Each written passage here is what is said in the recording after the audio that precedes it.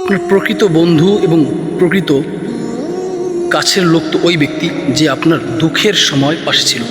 আপনার সুখের সময় আপনি অনেক মানুষ পাবেন, আপনার সুখ ভাগ করে নেওয়ার জন্য অনেক মানুষ আপনি সাথে পাবেন, কিন্তু দুঃখ ভাগ করে নেওয়ার মতো মানুষ খুব পৃথিবীতে কমই পাবেন। যারা আপনার দুঃখের সময় কাছে ছিল, পাশে ছিল, তারাই আপনার সবচেয়ে আপনজন এবং কাছের মানুষ। এজন্য আমাদের কাছের মানুষ যারা, তাদেরকে চিনতে হলে আমাদের একবার হলেও জীবনে দুঃখে পড়া উচিত। নবীজি সাল্লাল্লাহু আলাইহি সাল্লাম এর দুঃখের সময় তার পাশে ছিলেন হযরত আবু বকর সিদ্দিক রাদিয়াল্লাহু তাআলা আনহু।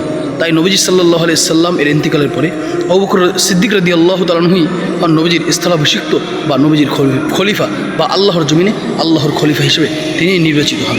এজন্য এই দুঃখের সময় যারা আমার আপনার পাশে থাকবে তাদেরকে মনে রাখবেন, যেমনিভাবে নবীজি হযরত আবু বকর সিদ্দিক রাদিয়াল্লাহু তাআলা আনহুকে মনে রেখে তাকে খেলাফতের গুরু দায়িত্ব দিয়েছিলেন।